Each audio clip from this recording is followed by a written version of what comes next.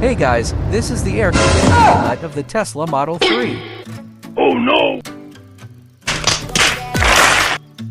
This is the air intake filter of the Tesla Model 3.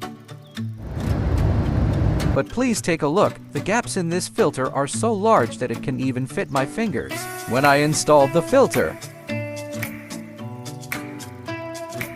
Let's take apart the Tesla Model Y air intake filter. We can clearly see that without installation, not only dust but also foreign objects can accumulate through the intake opening.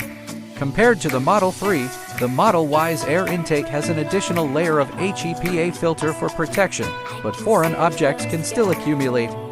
Alright, let me take apart the air conditioning inlet filter and show you how to install this protective mesh. Open the package and take out these two separate pieces of the filter mesh.